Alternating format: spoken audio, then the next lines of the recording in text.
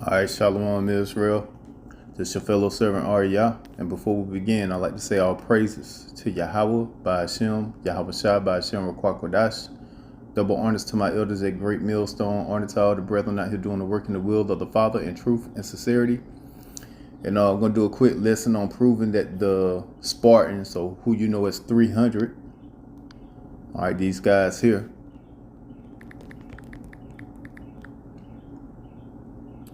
were the Israelites, okay? They were Israelites. So, not only when you're dealing with movies like 300, but even when you're dealing with the movie like Troy, the way they present these movies, you would think that all these individuals were so-called Edomites.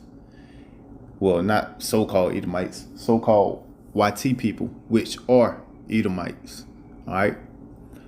So, and before I begin into this lesson, if you are a so-called Negro, Latino, or Native American, once again, if you are a so-called Negro, Latino, or Native American, according to your father, not according to your skin color, not according to the languages that you are speaking, not according to the lands that you are dwelling in, but if your father or your father is a so-called Negro, Latino, or Native American, you are a biblical Israelite.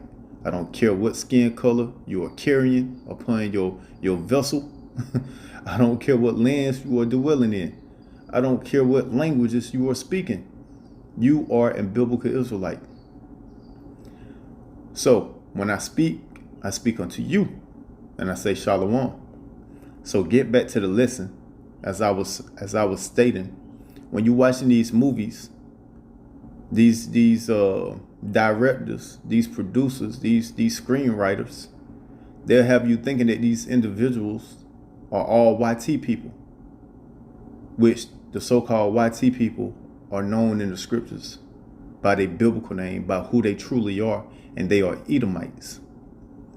And when you're watching these movies, especially like the movie Troy, where you have what you would think of Edomites versus Edomites. Well, in real life, it would have been Japhet versus Edomites. And then when you're watching 300, going back to that real quick, when you're watching 300, what you are watching, you would be watching the Israelites, the so-called Negroes, Latinos, and Native Americans, versus the Persians and the Medes. And also you have where earlier, before they ran into the Persians and the Medes, they were also coming up against these Japhet nations, or what you will know, well, you won't know because they totally flip history. But these Japhet nations, which are the original Europeans. So you had so-called Negroes, Latinos, and Native Americans also getting into it with the original Europeans, which are the Japhet nations, which are the so-called Polynesians and Samoans of today. So real quick, I'm going to pull up a map of Europe, and we're going to point out the different lands that Japhet was given, which is his lands before he was removed out of his lands. And who removed them? Who pushed them out? Esau, Edom. So real quick, this is the map of Europe, right? So if you know anything about the scriptures, you know that Japhet, he had sons. He had 7 sons. Okay? Javan was one of them. Javan, his original land is supposed to be Greece.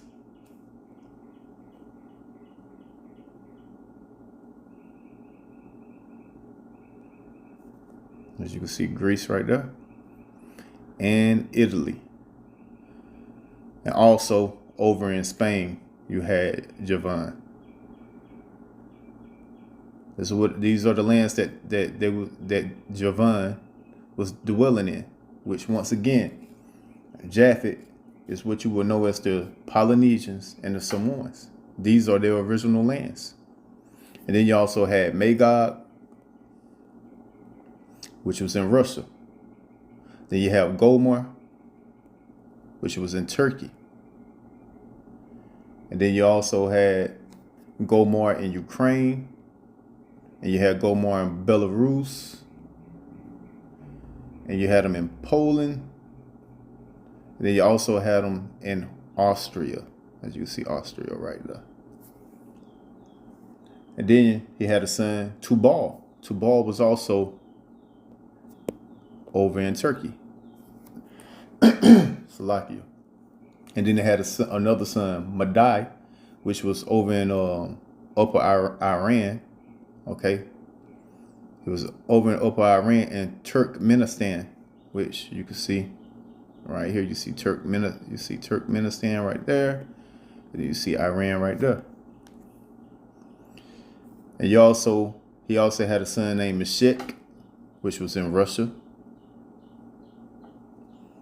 And then he also had Tyrus, which is the last son, which was in Romania, as you see here. And he was also in Ukraine also, which you see there. And he was also in Italy. And Tyrus, he was also known, or would also be known as the ancient Etruscans. So when you're dealing with the original Greeks that was in Italy, you will be dealing with the ancient Etruscans, which will be Japhet, a son of Japhet, which is Tyrus. And not only was Tyrus dwelling there in Italy, you also had Javan living in Italy. Because you got to remember, Javan was in Italy, Greece, and Spain. So these are the original lands. These are the original owners of that land before they got pressed out. And now you see Esau, Edom in the land claiming to be a people that he's not, which that's what he do, right? According to the scriptures, right? So let's get that scripture right real quick. Let's go to Micah chapter 2, because this is what Esau, Edom does. And this is Micah chapter 2, verse 1. Woe to them that devise iniquity and work evil upon their beds. When the morning is light, they practice it, because it is in the power of their hand. So this is what this man does. He devises up wickedness. He work evil upon his bed. This man can't sleep unless he has plotted up some evil plan scheme that he's going to put into practice.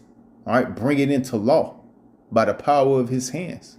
This is what this man does, man. Yeah, this is Mr. Colonizer, Mr. Rape, Rob, and Murder. This is what he does. Verse 2. And they covet fields and take them by violence, and houses and take them away. So they oppress a man and his house. So they will take you and your belongings and your house and your fields, your land. You see that? Even a man and his heritage, and they will take your heritage. So this is how you go from having the original people of the land, which is who? Japhet, no longer over here in what you know as Europe. And now all of a sudden you see nothing but what? Edomites in Europe. So let's go to the ancient Etruscans, because this is how you get the ancient Etruscans looking like this and then being whitewashed, right? So these are the ancient Etruscans right here. Yeah. This is your Samoans. This is your Polynesians. These are the original Europeans. But as the scripture stated, it said what? It said he oppressed a man in his house, even a man in his heritage. Yeah, he will take over your lands, and not only take over your land, But he will take your heritage. He will claim to be you. So now we no longer know that these are the Europeans. We don't know or understand that these are Europeans unless you know the true history. But now you think that these are the original Europeans. You see that? Whitewashing history, rewriting history. You see? This is what this man does. Yeah, working evil upon his bed, man. This is what he does. So let's see if we can find some more dark images of the Etruscans that haven't been whitewashed by Esau Edom. Look, you see that? The Etruscans, man. Brown skinned nation. From light brown to dark brown. No redness anywhere, man. Unless it's being whitewashed. Yeah, the Etruscans, man. Come on, man. These are your Polynesians. You see?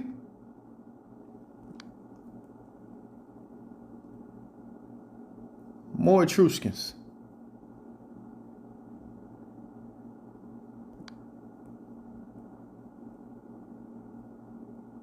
Let's get some ancient Etruscan pottery.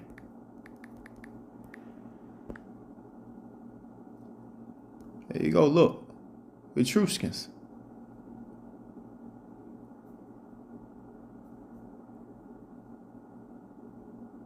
No whitewashing going on, man. So, going back, right?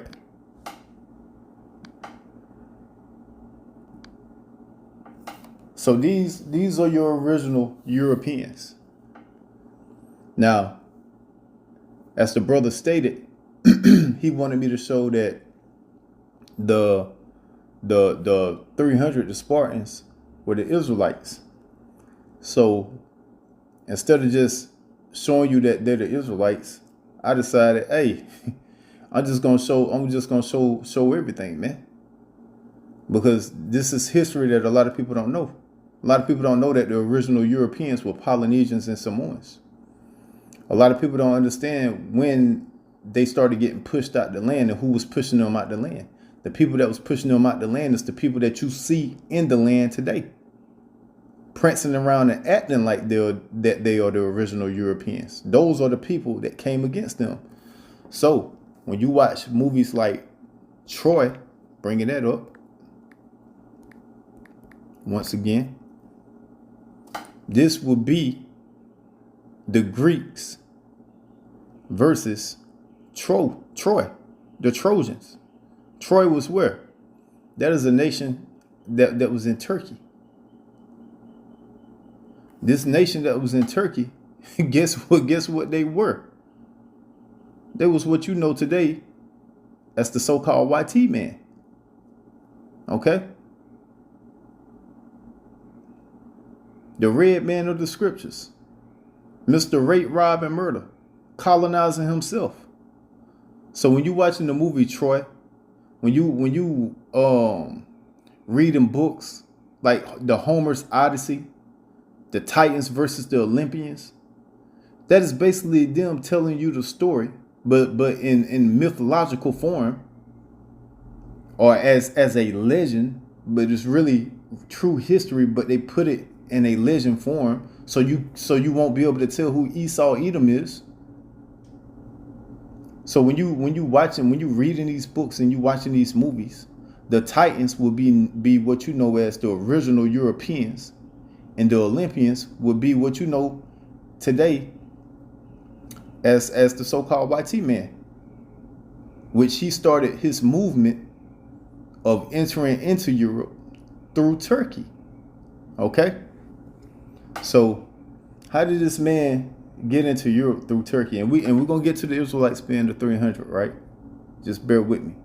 Now you got to remember this time period that we're talking about. This is during the Iron Age. Okay, this is before the Assyrian captivity of the Northern Kingdom.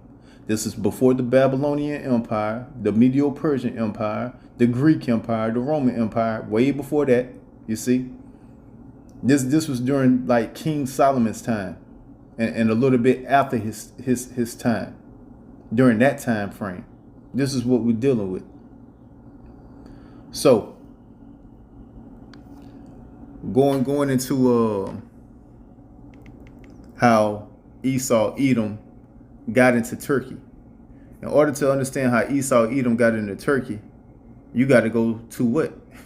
You got to go to the Anatolians, or shall I say the Hittites, right?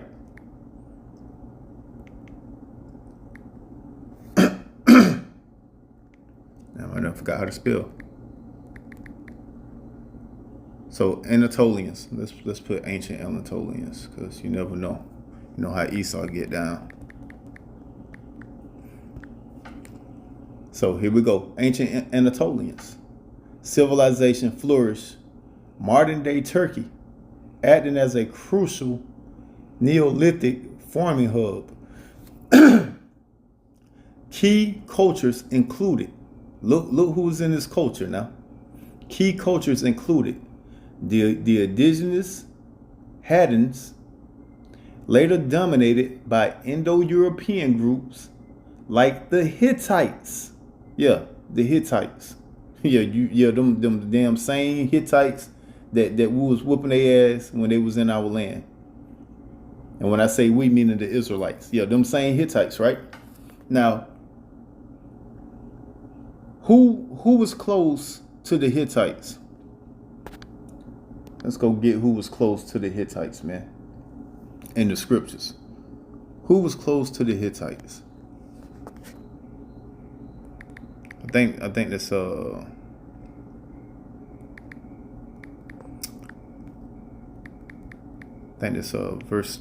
chapter 27. Oh, 26. Matter of fact, yeah, we'll go with 26. So this is Genesis chapter 26. I thought it was 27, but 26. Salakia. So this is who was close with the Hittites. This is Genesis chapter 26, verse 34.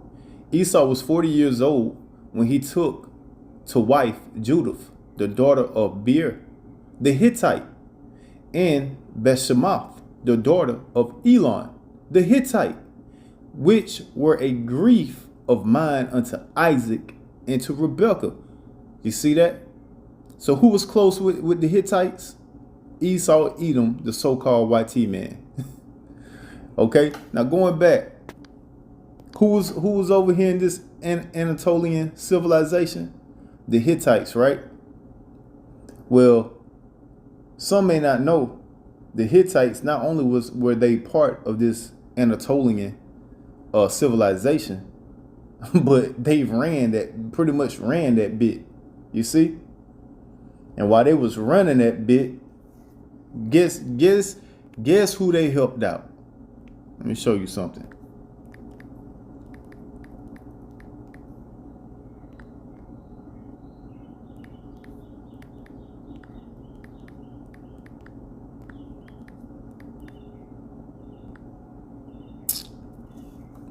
So here we have Troy, or what some will call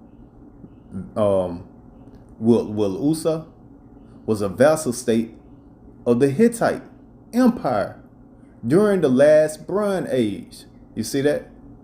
So they was a vassal state. Do you know what a vassal state means?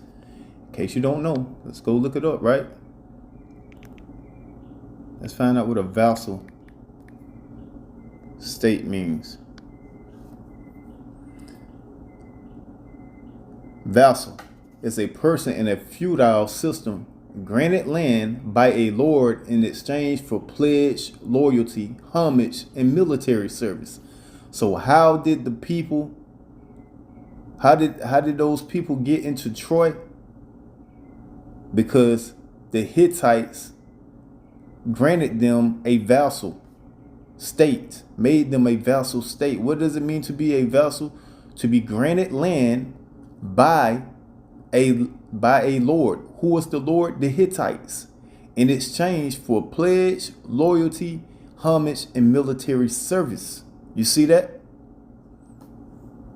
And who was Esau cool with?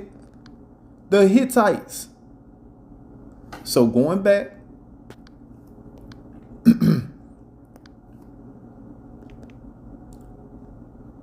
with the Hittites helping Troy, right? So again, AI overview. Although Troy or Will-Usa was a vassal state of the Hittite Empire during the last Bronze Age, meaning the Hittites gave them that land for their loyalty. You see that? Hittites did not provide direct recorded aid to Troy during the Trojan War. So the Hittites did not provide direct recorded aid. Why? Because it was not the Hittites that was the vassal state. No, it was Troy that was the vassal state. So it was Troy that would have to provide aid. It was Troy that's supposed to show the loyalty, because the Hittites is who gave them the land. So when you want to know why you had Edomites in the land of Turkey, which that land was originally given to who? That land of Turkey was originally the land of Gomor, the land of Tubal. You see, and also with Meshech in there. The reason why they was able to get in there was through the Hittites during their empire, and they put them in there. And guess who the Hittites had problems with during their reign? Let's go find out. This is who they had problems with.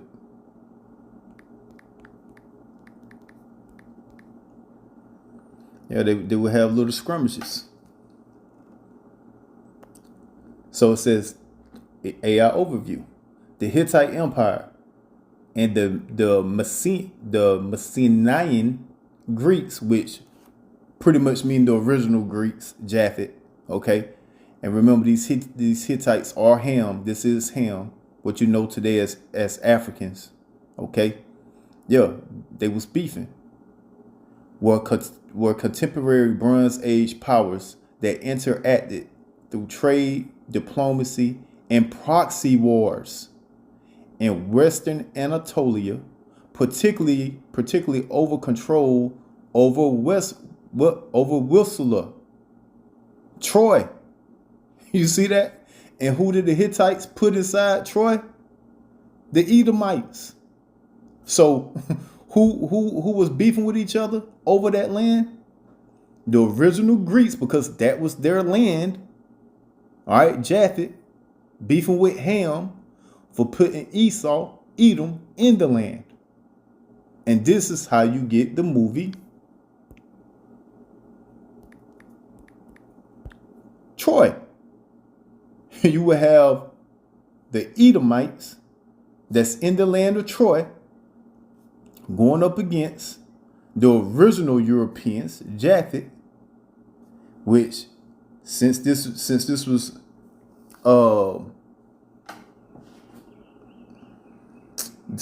the Greeks, this would have been Javan. All right.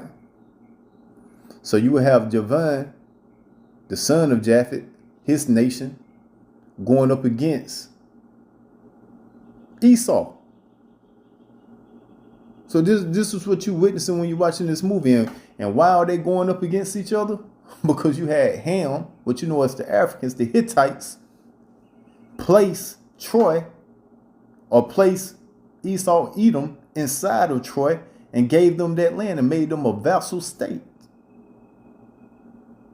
You see? Now, I'm gonna show you some kings of this vassal state. Okay, you have king.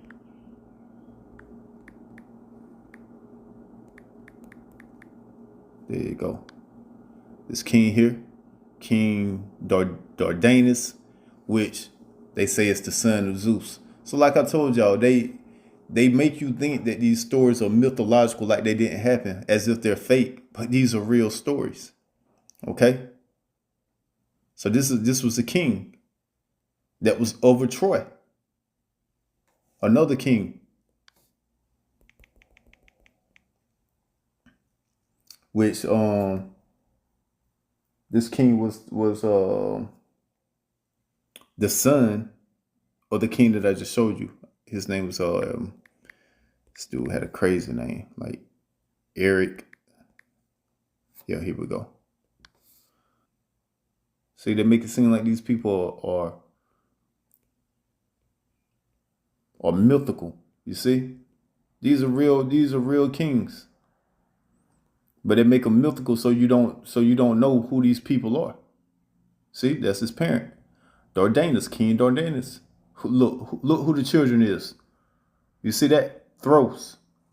This King Thros, that's what Troy is named. Troy, he renamed Troy. He named that place Troy. Let's go to King Tros.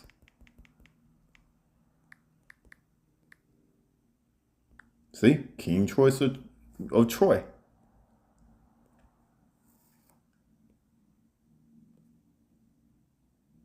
Let's go in here. All right, so it says Troyes. In Greek mythology, Troyes was the founder of the kingdom of Troy, of which the city of Laos, founded by his son Luce, took the same name, and the son of that weird ass king again, Eric Thonius, by the daughter of the river god Simis. See all this bullshit that they put in there. You see? When really how they got the land was through what? Through the Hittites. That's how they got the land. But they put this shit in mythological to make you think that this shit didn't really happen. So King Troyes is Troyes, or how the hell you say that. He's really king, the king that named it Troy. Okay?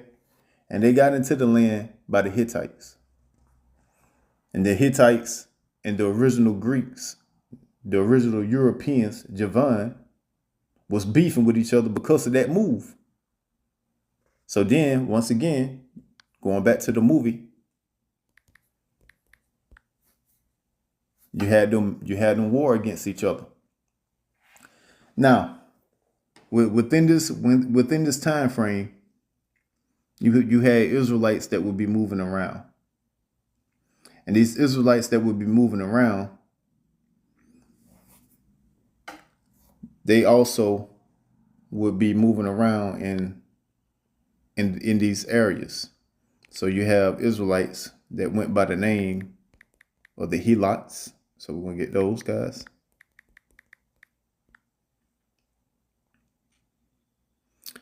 So it states Helots were a subjugated population.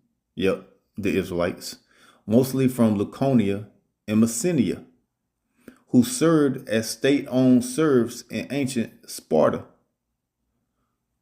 constituting the majority of the population. And we're going to get the understanding of why they was state-owned serfs in ancient Sparta, which Sparta, you're going to find out, were also Israelites. So let's go get some images of the Helots. So as you can see, as always, whitewash, but watch. As we continue, we're going to get the true color of these Helots.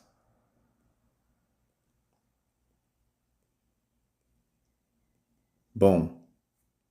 Black. See that? So-called black. Helots, the slaves of Sparta. You see? So-called black people. Or the Israelites, shall I say.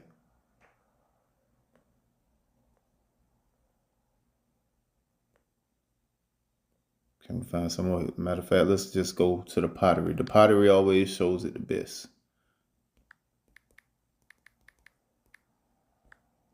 because Esau whitewashed the hell out these images, but the pottery, he can't do it. You see? Boom. Look at that. Look at that. All dark skin, right? All dark skin. You see? Dark skin.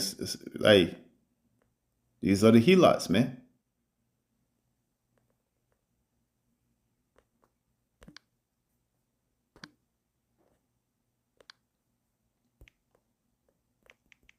Okay. So understand this. The helots are the Israelites. And how do I know that the helots are the Israelites? Because the helots are also the Lacedaemonians. The Lacedaemonians are also Spartans. They were also Spartans.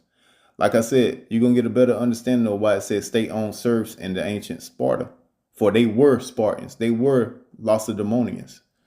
So just to make that clear real quick, ancient helots were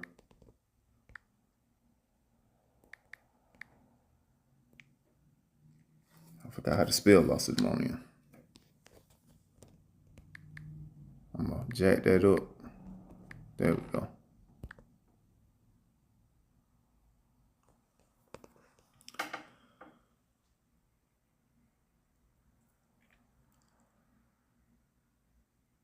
So it says, AI overview. Ancient helots were primarily conquered indigenous populations of Laconia and Messenia, not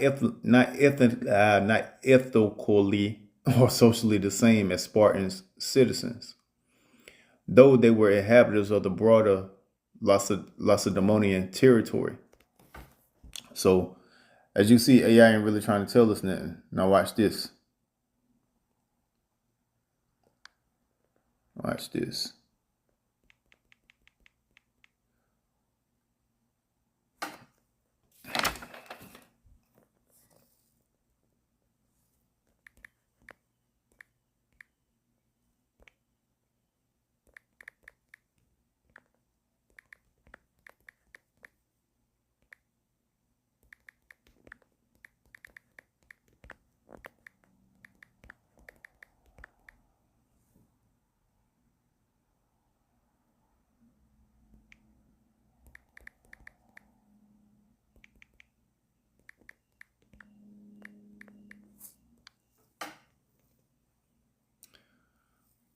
So I put Antiochus of Syracuse stated that the Helots were Lacedaemonians.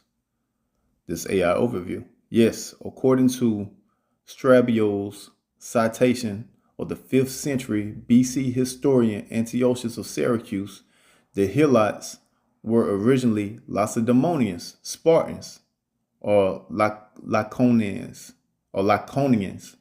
who did not participate in the Messenian Wars and were subsequently reduced to slaves as punishment. That's why they were serfs up under the Spartans, because they did not want to participate in the war. And we're gonna talk about that war. Okay. So when you dealing, like I said, when you're dealing with Japhet, the original Europeans, not only were they beefing with Esau Edom, but we also had a beef with them also. And when I say we, meaning the Israelites. And as you can see, when we had beef with them, you had these helots. They didn't want to get involved. They didn't want to help out in the war. So because they didn't want to help out in the war, when the Spartans, when we won that land, when we took over that land and got it back, those helots, which were Spartans, but because they didn't help, they got subjugated and reduced to slavery as a punishment. You see? So let's talk about how these helots, how these Israelites got into these different lands. So let's go to the Bible. So this 1 Kings chapter 9. Because the Israelites knew about all these lands. The Israelites knew about not only Europe, not only over there in what the world called the Middle East, and which is Asia. Not only did they know about those lands, and also the land of India down there with those Elamites, but way back then during Solomon's time, they already knew about the New World, or what you know as the Americas. So the Israelites, they already had the records, the information on all the lands and how to navigate the seas. And this is 1 Kings chapter 9, starting at verse 26. And King Solomon made a navy of ships in Ezion Geber, which is beside Eluth, of the shore of the Red Sea, in the land of Edom. And Hiram sent in the navy his servants, shipmen that had knowledge of the sea, with the servants of Solomon. And they came to Ophir, and fetched from thence gold 420 talents, and brought it to King Solomon. So you had King Solomon with his navy upon a Hiram, which Hiram was a Phoenician, okay, a Hamite, shall I say, to make it clear, or what you know as an African today. He would go over to the New World, or what you know as the Americas, and get gold. When you see that Ophir, it's talking about the Americas. Yo, from South America to Central America. Even though in the southern parts of in the southern parts of America, or what people would call today as Mexico. They was all up and through there, getting different exotic animals and gold. Way back then. Okay? Let's go to 2 Chronicles.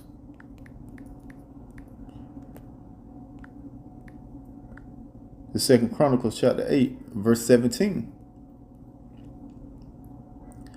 Then went Solomon to Ezion Geber, I know I'm slaughtering that name, and to Eloth, at the seaside in the land of Edom. And Hiram sent him by the hands of his servant ships, and servants that had knowledge of the sea. And they went with the servants of Solomon to Ophir, which once again is the Americas, and took thence 450 talents of gold, and brought them to King Solomon. So again, this is what King Solomon was doing with his navy. This is how he was becoming so rich. They was over in the Americas mining for gold, getting different exotic animals, different spices. You see? Untouched land. Only the Israelites over there touching the land.